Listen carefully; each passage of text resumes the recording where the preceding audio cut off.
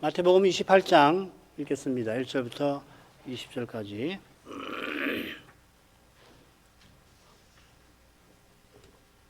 안식일이 다하여 가고 안식 후 첫날이 되려는 미명에 막달라 마리아와 다른 마리아가 무덤을 보려고 왔더니 큰 지진이 나며 주의 천사가 하늘로서 내려와 돌을 굴려내고 그 위에 앉았는데 그 형상이 번개 같고 그 옷은 눈같이 희근을 수직하던 자들이 저를 무서워하여 떨며 죽은 사람과 같이 되었더라. 천사가 여덟에게 일러 가로되 너희는 무서워 말라. 십자가에 못 박히신 예수를 너희가 찾는 줄을 내가 아노라. 그가 여기 계시지 않고 그의 말씀하시던 대로 살아나셨느니라. 와서 그의 누우셨던 곳을 보라. 또 빨리 가서 그의 제자들에게 이르되 그가 죽은 자 가운데서 살아나셨고 너희보다 먼저 갈릴리로 가시나니 거기서 너희가 배우리라 하라. 보라 내가 너희에게 일렀느니라 하거늘. 그 여자들이 무서움과 큰 기쁨으로 무덤을 빨리 떠나 제자들에게 알게 하려고 다름질할세. 예수께서 저희를 만나 가라사대 평안하뇨 하시거늘 여자들이 나아가 그 발을 붙잡고 경배하니 이어 예수께서 가라사대 무서워 말라. 가서 내 형제들에게 갈릴리로 가라 하라. 거기서 나를 보리라 하시니라. 여자들이 갈제 파수꾼 중 몇이 성에 들어가 모든 된 일을 대제사장들에게 고하니 그들이 장로들과 함께 모여 의논하고 군병들에게 돈을 많이 주며 가로되 너희는 말하기를 그의 제자들이 밤에 와서 우리가 잘 때에 그를 도둑질하여 갔다 하라. 만일 이 말이 총독에게 들리면 우리가 권하여 너희로 근심되지 않게 하리라 하니 군병들이 돈을 받고 가르친 대로 하였으니 이 말이 오늘날까지 유대인 가운데 두루 퍼지니라. 열한 제자가 갈릴리에 가서 예수의 명하시던 산에 이르러 예수를 배웠고 경배하나 오히려 의심하는 자도 있더라. 예수께서 나와 일러 가라사대 하늘과 땅의 모든 권세를 내게 주셨으니 그러므로 너희는 가서 모든 족속으로 제자를 삼아 아버지와 아들과 성신의 이름으로 세례를 주고 내가 너희에게 분부한 모든 것을 가르쳐 지키게 하라. 볼지어다 내가 세상 끝날까지 너희와 항상 함께 있으리라 하시니라.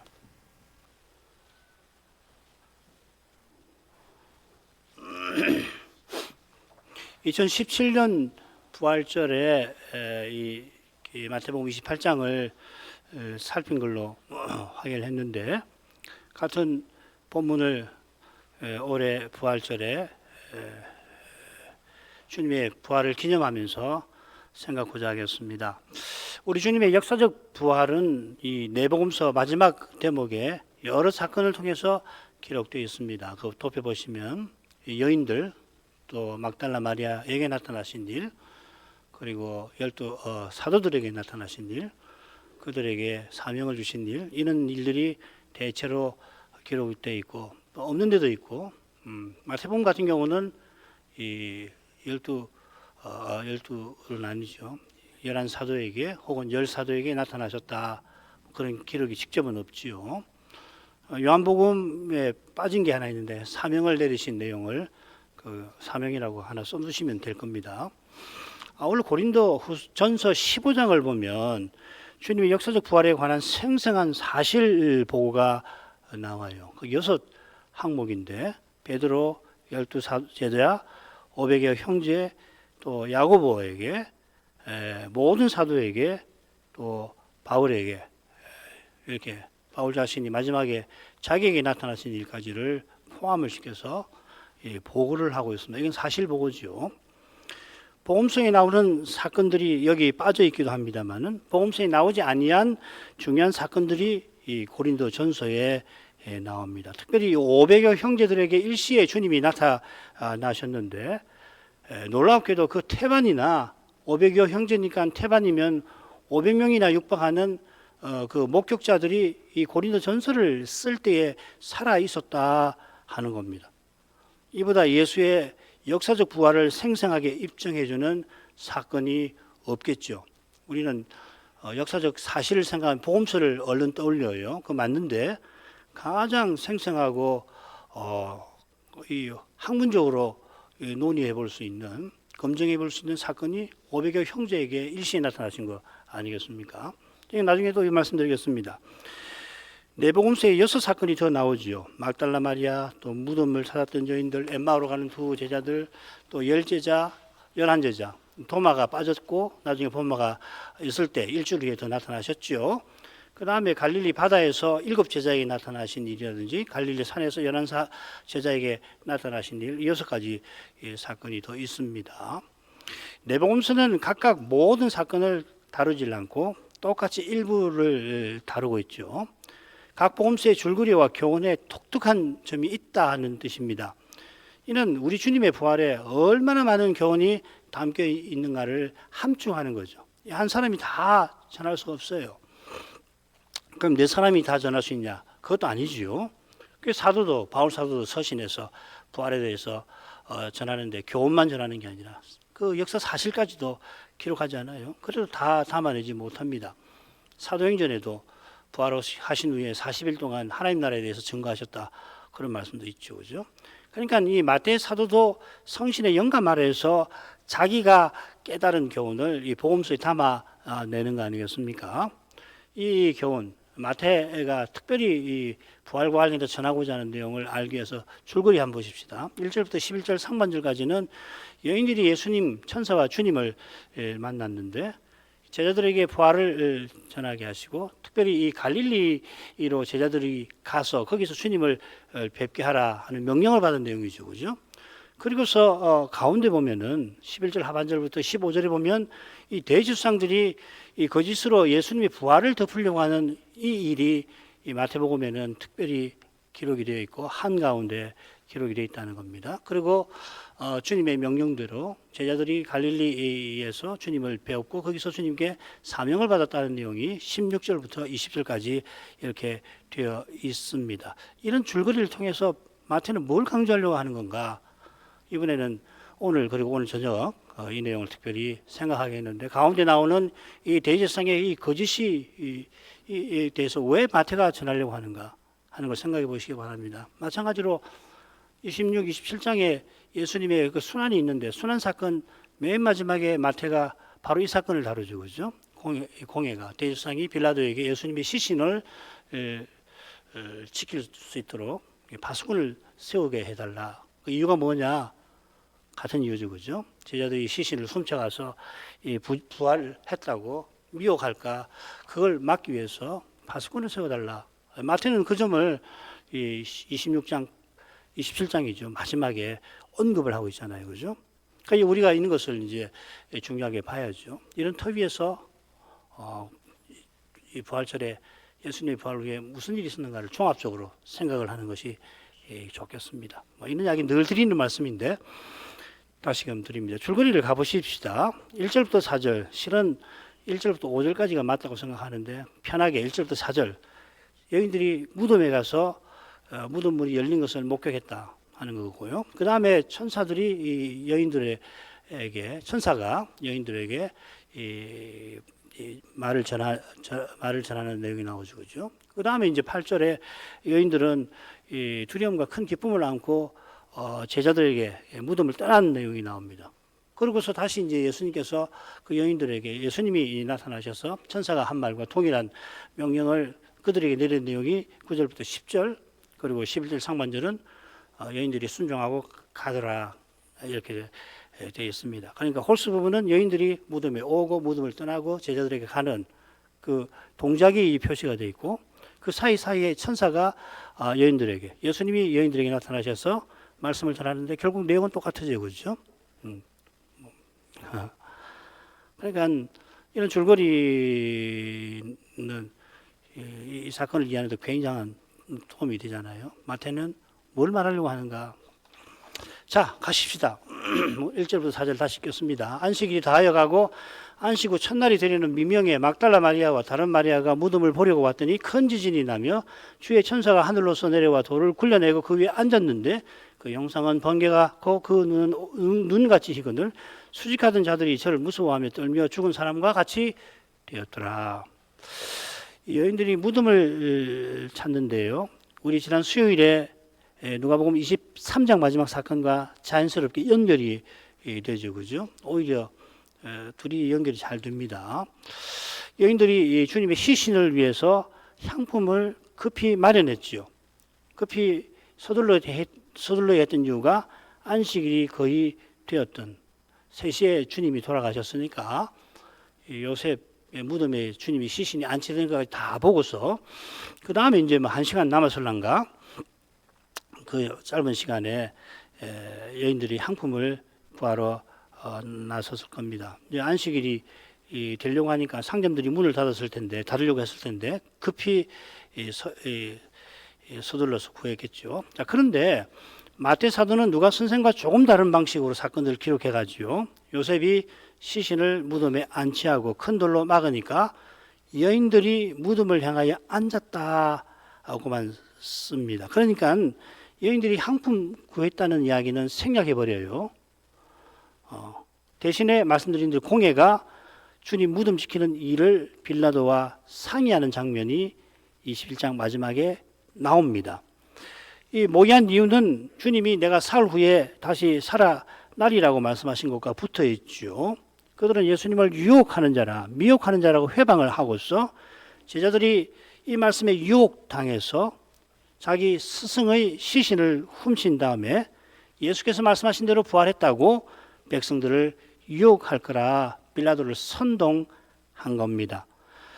자, 이런 거짓 선동을 통해서 공예는 빌라도가 무덤을 지켜야 할 필요를 제기합니다. 자기들은 안식일이니까 싫다 이 말이죠, 그죠? 우리는 안식일이니까 쉬어야 되니까 당신이 군병이 있으니까 지켜주시오. 그러니까 빌라도는 공예에게 너희에게 파수꾼이 있으니 가서 힘대로 굳게 하라 합니다. 이 번역된 대로 하면은 빌라도가 말하는 파수꾼은 이 로마 군병이 아니라 성전 수비대 같으죠, 그죠? 너희에게 군인이 있지 않느냐? 성전 지키는 경비대가 있거든요.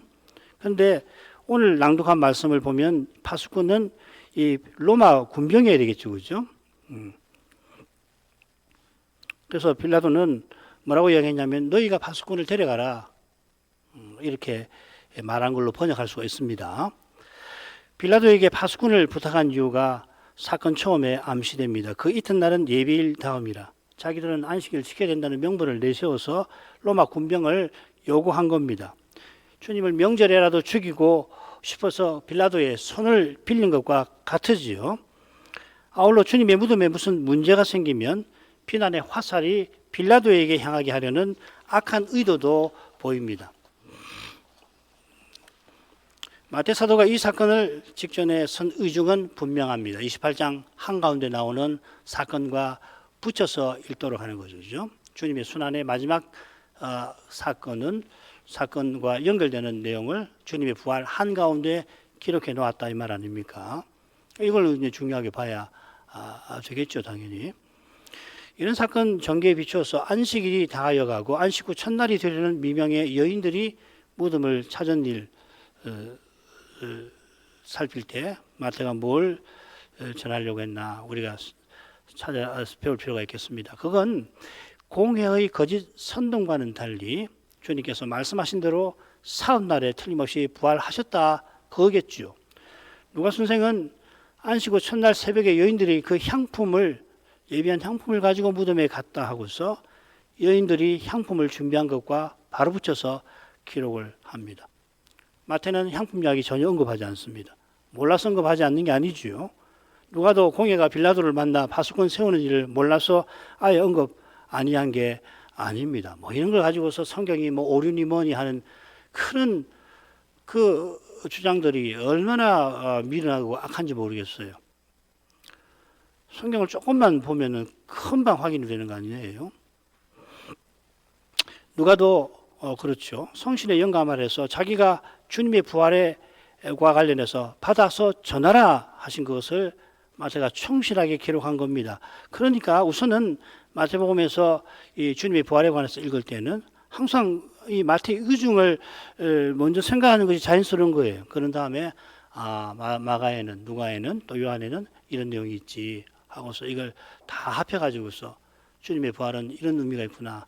그렇게 생각하는 것이 좋아요. 그 의중은 제자들이 주님의 부활을 전한 이 일이 공예의 거짓 선동에 비춰 얼마나 참된 것인가를 드러내는 데도 있는 겁니다. 나중에 뭐 나올 건데요.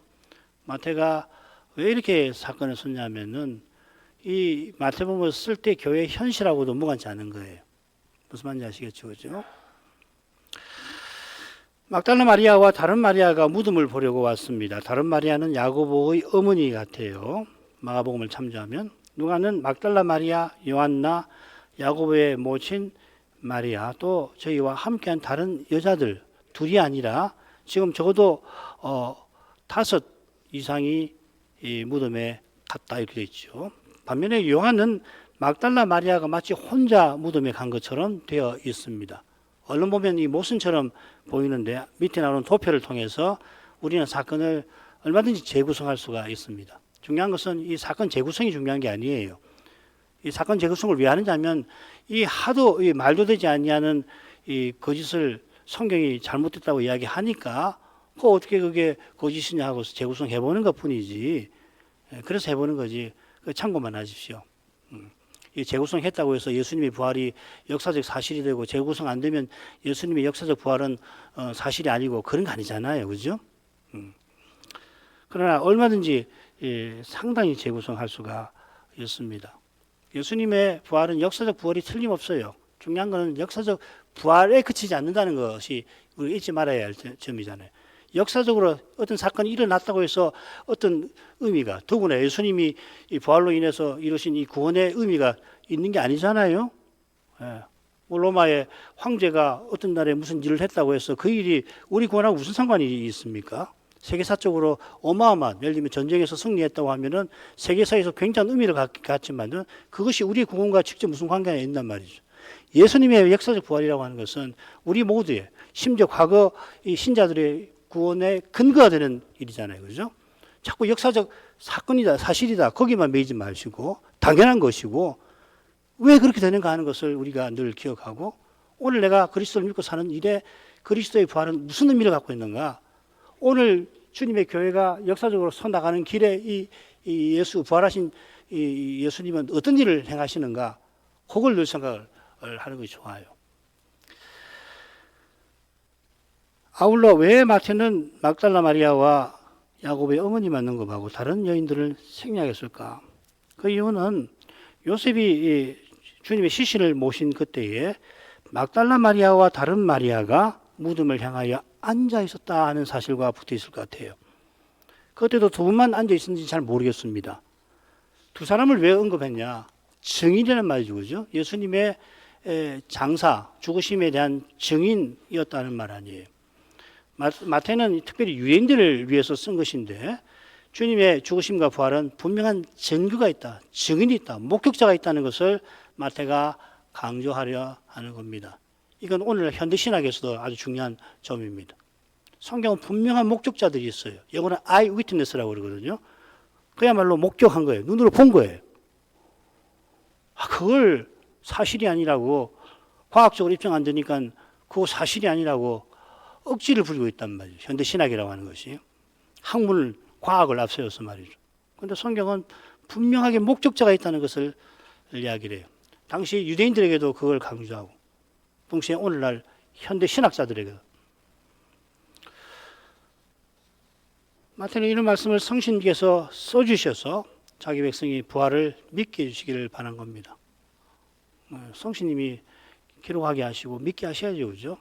성경에 기록되어 있으니까 저절로 믿어지는 거 아니지 않습니까? 써놔도 믿지 않는 사람들이 있을 정도 아닙니까? 여인들이 무덤에 왔는데 마태는 보라 하고서 큰 지진을 언급해요. 공간복음에서 지진이 재림의 징조로 한 번씩 등장합니다. 마태, 마가, 누가에 한 번씩 나옵니다. 반면에 마태는 두 번 더 지진을 십자가와 부활에서 보고합니다. 이 두 번의 지진은 똑같이 무덤이 열리는 일과 붙어 있습니다. 예수님 돌아가시는 그때 기억나시죠? 지성소 휘장이 찢어지는데 지진이 일어나더니 무덤이 열립니다. 그리고 무덤이 열리는데 바로 거기 이 성도들이 일어나서 나온 게 아니라 부활 후에 성도들이 무덤에서 나와서 예루살렘에 들어가 사람들에게 자기들이 부활했다는 걸 보였다 이렇게 되어 있죠, 그죠? 그처럼 지금 지진이 난 것도 주님의 부활하신 사건과 붙어 있습니다. 지진이 나서 무덤이 저절로 열렸다는 말 아니지요. 천사가 나타나더니 지진이 일어나고 천사가 나타나더니 천사가 무덤에서 돌을 굴려냅니다. 지진이 나서 돌이 저절로 굴려지기도 하실 수 있는데 부활 후에는 천사가 나타나서 돌을 굴려줘요. 왜 그렇게 하셨을까요? 그 다 이유가 있습니다. 읽어보면 요컨대 지진은 여호와께서 약속하신 그 종말을 알리는 징조인 거예요. 지진이 일어나서 뭐 무덤에 돌이 굴러갔다 뭐 대단한 거지만 그보다 더 중요한 건 뭐냐면 종말이 왔다는 겁니다. 잠자던 성도들이 부활 후에 무덤에서 나온 이 놀라운 일도 우리가 장차 부활에 이를 것을 가리키는 표적입니다. 그래서 보라 하는 겁니다. 이어 큰 지진이 일어났다고 해서 하면서 왜냐하면 천사가 돌을 굴려냈기 때문이라 이게 쏘나와요. 잘 이해가 되십니까? 지진이 일어났다. 왜냐하면 천사가 돌을 굴려냈기 때문이라. 이렇게 읽으면 큰 지진은 천사가 등장하고 무덤을 막은 돌을 굴려낸 사실 때문에 그 사실을 위하여 발생한 거라 이 말이에요. 무덤 막은 돌이 제법 되긴 해도 그 돌을 굴려낸 것이 큰 지진을 일으켰다고 볼 수 없죠. 그 돌 큰 게 하나 뭐 굴려냈다고 해서 지진이 납니까? 그 말 아니잖아요. 그죠? 주의 천사가 하늘로서 내려와서 행하는 그 일이 주 곧 여호와께서 친히 행하신 그런 일이라 지진 현상이 동반되게 하셨다 이 말입니다. 계시록이 좋은 예가 돼요.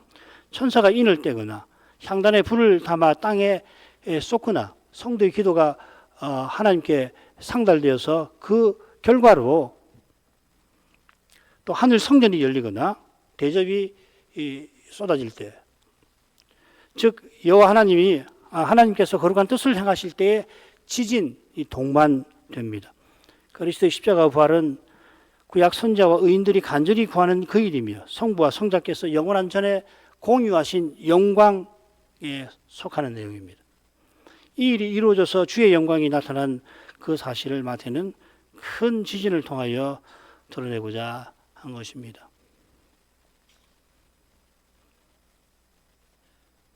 천사가 돌을 굴려낼 뿐 아니라 그 돌 위에 앉았습니다. 왜 이렇게 한 걸까요? 다른 데 보면 천사가 돌 위에 앉았다는 말 안 쓰잖아요. 마가나 요한은 천사가 무덤 안에 앉았다 이렇게 기록합니다. 이게 얼마나 중요한 의미인지 우리가 각각 다 살핀 바 있습니다. 어떤 훌륭한 선생님은 두 천사가 예수님 시신이었던 곳에 머리편과 발편에 두 천사가 앉아 있다는 그것을 들어서 이건 구약 성막의 시은자에 담긴 의미를 예수님의 부활이 성취하는 거라 어떤 훌륭한 주석가는 그렇게 설명을 합니다. 아주 좋은 해석이라고 저는 생각합니다. 지금 천사가 무덤을 막았던 돌 위에 앉은 것은 두 마리아가 무덤을 막은 돌 앞에 앉았던 것과 무관하지 않을 겁니다. 그러니까 두 마리아는 무덤 앞에 있는 돌 앞에서 앉아 있었는데 그래서 주님의 죽으심을 증거했는데 그들에게 그 돌 위에 천사가 앉아 있었던 것은 어떤 의미가 있냐 이 말이죠. 큰 의미가 있겠죠. 무덤을 막은 돌이 굴려졌고 그 위에 천사가 앉은 것은 무덤을 막은 돌 앞에 앉아 슬퍼하던 여인들에게 주님의 부활을 당연히 가리키겠죠. 이어 마태는 천사의 형상이 번개 같고 그 옷은 눈같이 희었다라고 하는 걸 전합니다. 이건 이어지는 사실과 붙어 있습니다. 번개 같은 형상, 눈 같은 흰 옷은 천사의 거룩함을 가리키죠. 다니엘이 천사의 이런 모습을, 가브리엘의 이런 모습을 보고는 내 몸에 힘이 빠졌고 나의 아름다운 빛이 변하여 썩는 듯 하였고 나의 힘이 다하여 없었다 고백합니다. 거룩한 선자도 이 천사를 보았을 때 그렇다면 하물며 수직하던 군병들이 무서워 떨며 죽은 사람과 같이 된 것은 당연합니다. 이 군병들이 떨었다고 했는데요. 무슨 동사를 썼냐면 지진의 동사를 썼습니다. 이 지진이란 말이 세이스모스인데 그 동사가 세이어라는 말입니다. 이 두려워 떤다는 말, 트레몰로라는 말, 음악에 나오는 그 떤다는 말, 트레모라는 말이거든요. 그 말을 갖다 쓸 수 있는데 굳이 이 지진을 연상시키는 그 말을 이 수직한 사람의 무서워 떠는 모습에 쓴 것은 그 말이죠. 이 반응이 하나님께서 하신 그 일로 말미암은 것이라는 것을 우리에게 가르치려고 하는 거겠죠. 그죠? 참 묘미가 있습니다. 말씀 낱말 한마디 한마디가 허투루 쓰지 않고 성신께서 가르쳐 주신 그 낱말을 가지고 성경을 기록했다는 그 증거 중 하나겠지요. 뭐 다 마찬가지입니다만은. 그 다음으로 가죠. 천사가 여자들에게 일러 가로되 너희는 무서워 말라. 십자가에 못 박히신 예수를 너희가 찾는 줄을 내가 아노라. 그가 여기 계시지 않고 그의 말씀하신 대로 살아나셨느니라. 와서 그의 누우셨던 것을 보라. 또 빨리 가서 그의 제자들에게 이르되 그가 죽은 자 가운데서 살아나셨고 너희보다 먼저 갈릴리로 가시나니 거기서 너희가 배우리라. 보라 내가 너희에게 일렀느니라 하거늘. 천사가 여인들에게 이르는데 주님이 부활을 전하고요. 주님이 제자들에게 전할 말을 명합니다. 자, 이를 위해서 천사는 먼저 무서워 말라 두려워하는 여인들을 격려합니다. 이들이 수직하는 군인들처럼 두려워합니다마는 천사가 전할 말을 받게 하려고 두려워하는 여인들을 붙들어 준 것입니다. 천사는 여인들이 십자가에 못 박히신 예수를 찾고 있다는 것을 내가 안다 하고서는 그가 살아나셨다고 전합니다. 지금 향품을 들고 여인들이 무덤을 찾았습니다. 오는 길에도 무덤의 돌 때문에 걱정을 했습니다. 향품은 사가지고 그걸 바르려고 가는데 그 돌 때문에 염려스럽단 말이죠. 그들은 십자가에 못 박히신 예수를 찾았죠.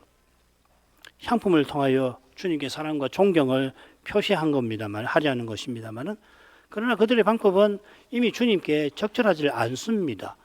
만일 이들이 이 방식을 고집하려 든다면 주님께서 행하신 일을 가리게 되겠죠. 주님께서 사랑과 존경을 담은 그들의 마음을 받아주시고는 그들을 주님의 일에 쓰시려고 천사를 보내어서 그렇게 하지 않도록 해주시는 거죠. 천사를 보내어 먼저 하나님이 그리스도로 말미암아 행하신 일을 알리셨습니다. 그런 점에서 천사가 여인들에게 그의 말씀하시던 대로 살아나셨다 하고 표현한 것에 주목해야 합니다. 그들이 찾고 있는 예수께서 여기 계시지 않는데 이는 그가 말씀하신 대로 살아나신 까닭입니다.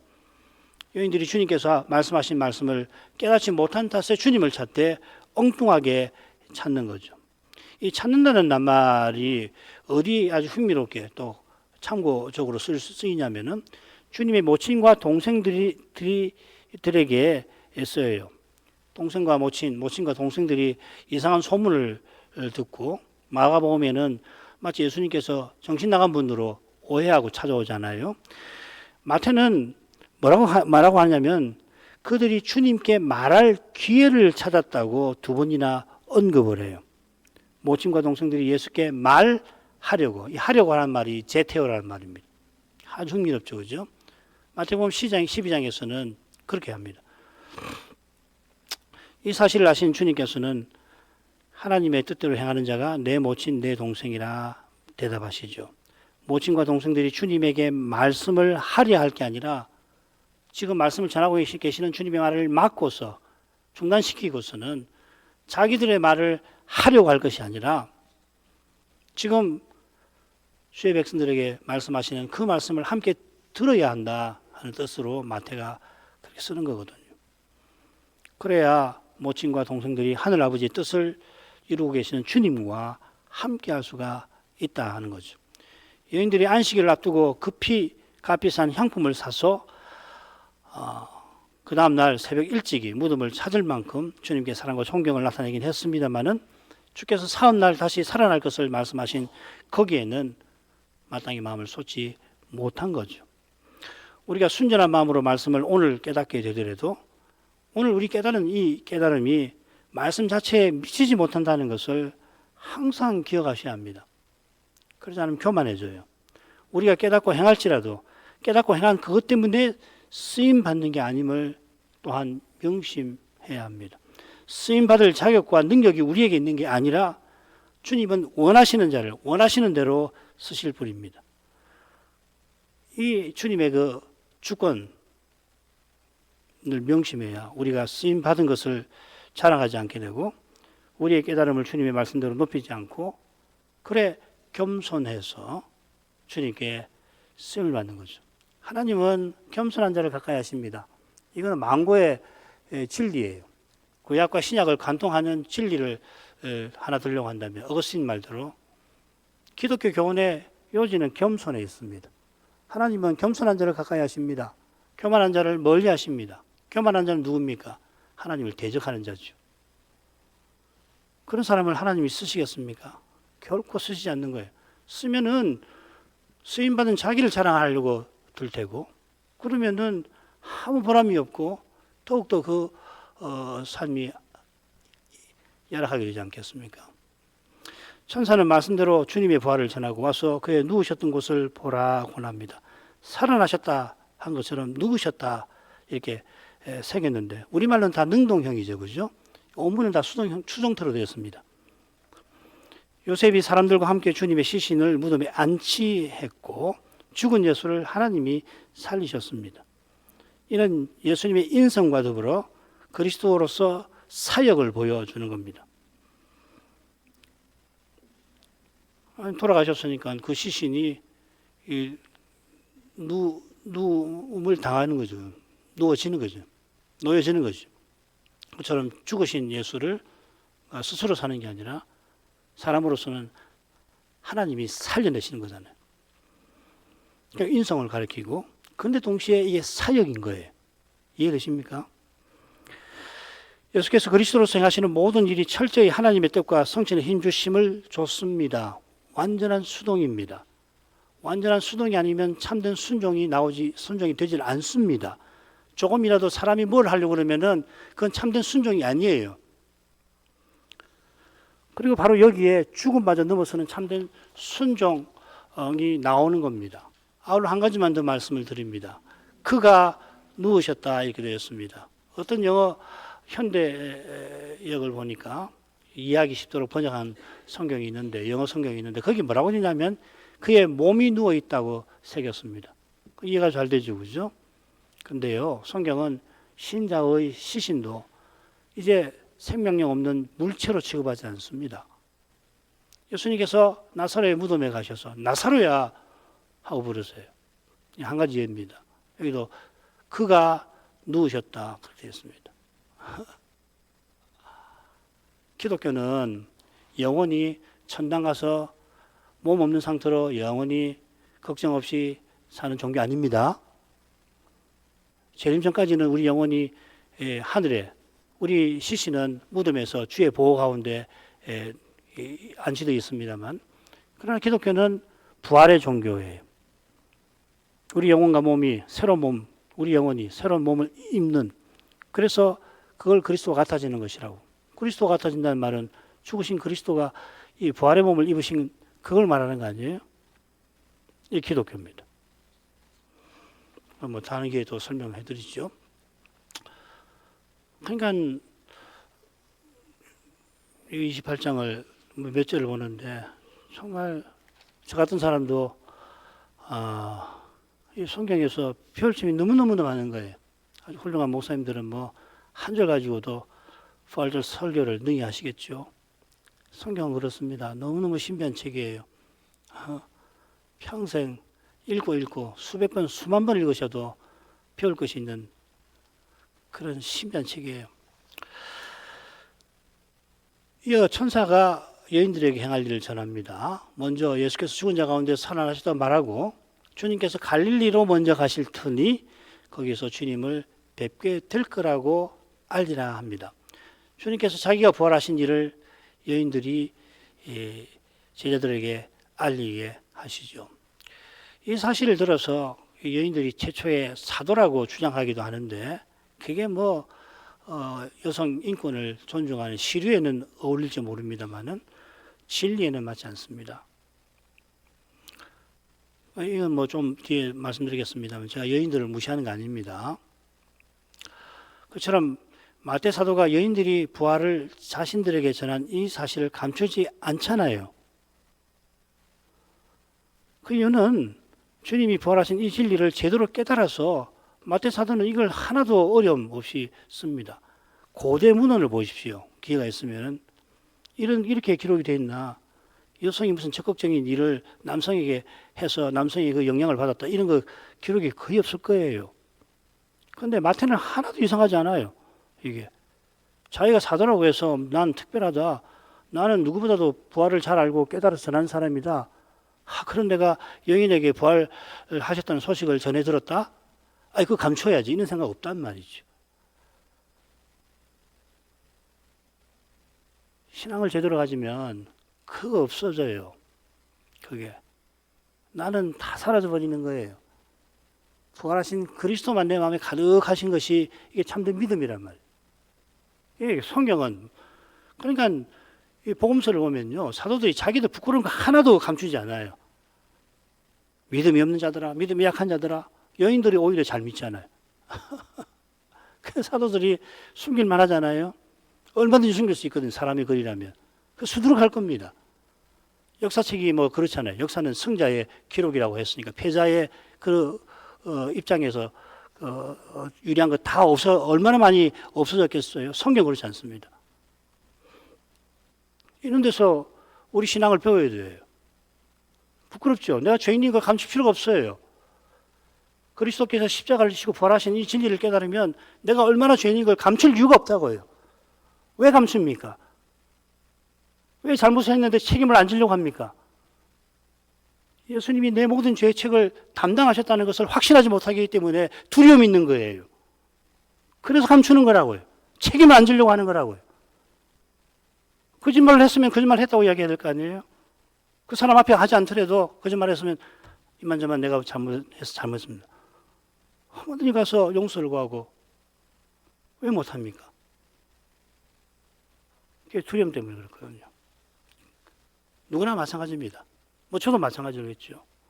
그런데 이 사도의 글을 보면은 넘어서게 하잖아요.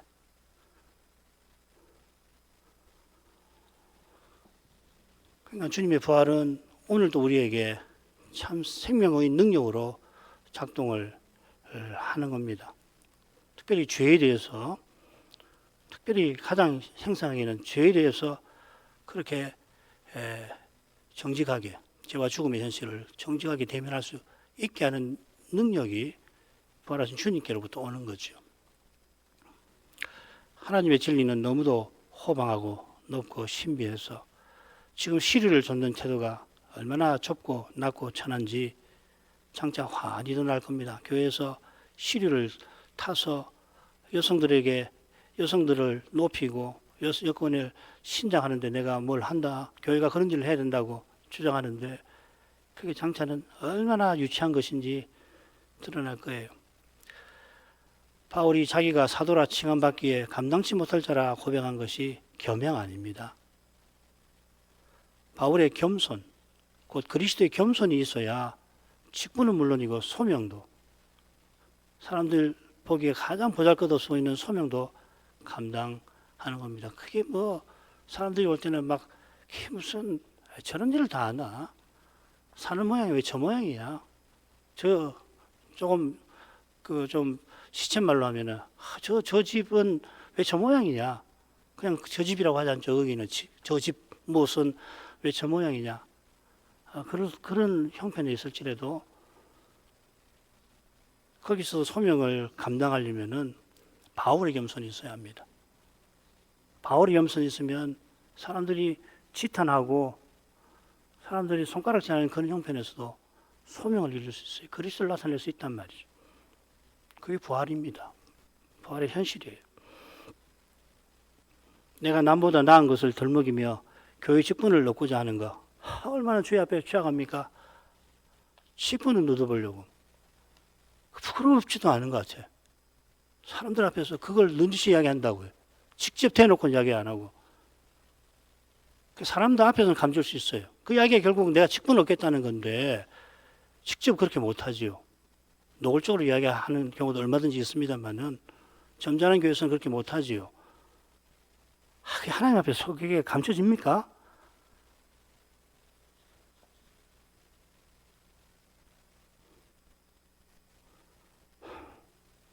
마찬가지로 하나님께서 거룩한 뜻을 쫓아 창조 규례를 세우신 그것을 평등, 능력, 권력으로 무너뜨리려고 하는 거 얼마나 추악하겠습니까? 네, 마지막으로 하지요. 그 여자들이 무서움과 큰 기쁨으로 무덤을 빨리 떠나 제자들에게 알게 하려고 다름질할세. 여자들이 빨리 무덤을 떠났는데 그 마음에 두 가지가 있어요. 무서움이 있고 기쁨이 있는데 기쁨에는 큰 기쁨이라고 했습니다. 보통 이렇게 형용사를 붙이면은 여기도 붙일 수 있고 앞에도 붙일 수 있는데 여기서는 큰 기쁨이 맞아요. 무서움에 붙어 있는 게 아닙니다. 무서워 말라 하며 천사가 주님의 부활을 전하고 끝에 내가 너에게 말했다 하면서 자기가 전한 말이 틀림없다고 합니다만 여전히 무서움이 여인들의 마음에 있지요. 그런데 큰 기쁨이 그 마음에 함께 있습니다. 하나님이 그리스도를 죽은 자 가운데 살리신 이 일이 죄 있는 인생에게 큰 기쁨이 됩니다만 동시에 여전히 본성의 부패가 남아있는 동안에는 하나님이 하신 이 거룩한 일이 우리에게는 이 두려움을 불러일으키는 겁니다. 항상 예배에는 이 두 가지가 함께 있는 거예요. 그게 거룩함의 신비죠, 그죠? 거룩함의 양면이란 말이죠. 예배가 거룩하다면 이 양면이 다 있는 거거든요. 예배가 거룩하지 않으면 한 가지가 반드시 결여되게 되어 있습니다. 여인들은 제자들에게 알리려고 합니다. 이 낱말이 어디 나오냐면 주님께서 여인들에게 명하신 데도 나오고요. 같은 낱말이 파수꾼이 대지성에게 가서 사건을 보고하는 데도 쓰입니다. 그러니까 지금 여인들의 활동 자체는 일반적으로 말을 건네는 거지 특별한 직분에 따른 직무라고 보기 힘들죠, 그죠? 그러나 중요한 것은 주님께서 가장 먼저 제자들에게 직접 나타나서 그들에게 부활을 알리시고 직접 갈릴리로 오너라, 거기서 나를 만나자 명령하실 수도 있는데 그 일에 여인들을 쓰셨다는 사실일 겁니다. 앞서도 말씀드린 것처럼 마태 사도도 이 일을 굳이 기록한 것은 주님이 원하시는 대로 원하시는 사람을 쓰시는 그 사실을 기꺼이 드러내고자 하는 겁니다. 사도들이 오순절 이후에 온 세상에 나가서 그리스도를 전하고 교회를 세운 일이 얼마나 위대합니까? 아무리 강조해도 지나치지 않습니다. 마태는 셋째 부분에서 이 점을 힘써 전합니다. 근데요, 복음서를 보십시오. 복음서의 근간은 뭐냐면은 주님이 사도를 부르시고 세우시고 파송하시는 이 사실을 늘 염두에 두고서 주님이 하나님 나라를 전하시고 그 나라 능력을 드러내셨다. 이렇게 기록을 하고 있어요. 복음서를 읽으면서 사도를 부르시고 세우시고 훈련시키시고 파송하기 위해서 이들을 자기와 함께 다니게 하셨다는 이 내용을 빼고서 복음서를 읽으면은 중요한 사실을 놓치는 거예요.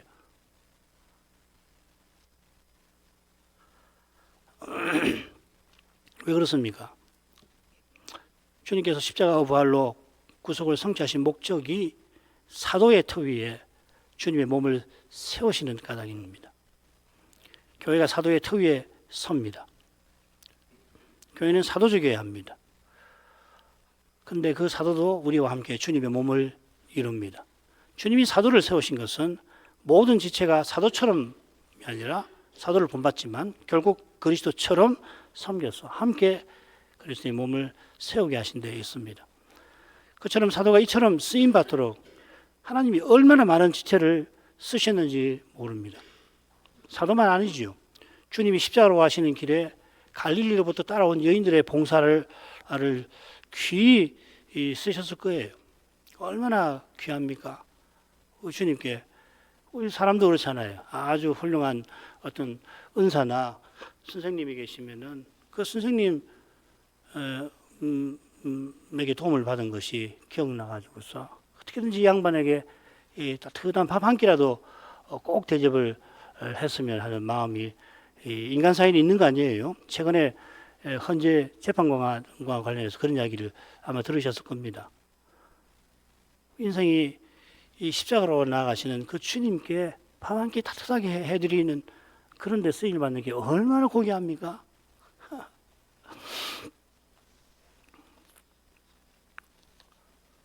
여인들만 아니고 주님이 십자가로 가시는 길에 수많은 믿음의 봉사, 믿음 있는 사람을 주님께 쓰셔서 주님 일에 함께 하도록 해주시지 않겠습니까? 중요한 것은 하나님께서 하나님 뜻을 이루시는데 써주시는 이겁니다. 오늘 우리 헌상송도 마찬가지죠. 오늘은 아니지만 뭐 받아주소 주옵소서 하고 우리가 헌상송 부른 목적 여기 있는 거 아니에요? 우리가 왜 삽니까? 오늘 우리가 왜 이렇게 살아야 합니까? 여기 있는 거 아니에요? 왜 예수 믿는다고 그렇게 어려움을 당하고 남들처럼 그렇게 돈 벌고 권력 얻고 명예 얻으려고 악다구니 쓰면서 살지 않는 이유가 뭡니까? 여기 있는 거 아니에요? 한순간이라도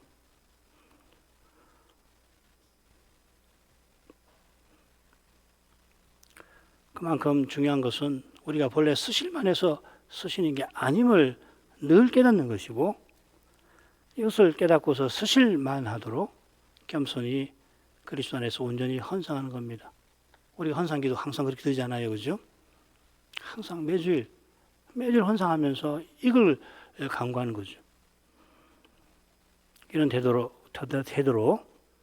성신의 감 아래에서 말씀을 듣고서 이 시대의 교회를 위해서 구할 것을 마침내는 알고 그리고 그것을 간절히 구하는 기도야말로 정말 중요합니다. 구할 것을 알아야 돼요. 이 알기 위해서 책들을 보십시오. 유튜브에 많은 종말론에 관한 그런 클립, 그 동영상들을 보십시오. 알아지는지. 두세 사람이 주의 이름으로 모인 거기에 두 사람이 합심해서 실족게 하는 문제를 두고 간구할 때 그 기도를 통해서 부활하신 주님은 배도의 문제도 적그리스도의 문제도 친히 해결해 주실 겁니다. 이게 이 시대의 교회와 신자의 가장 중요한 과제입니다. 이런 삶을 살아야 합니다. 지금도 앞으로도.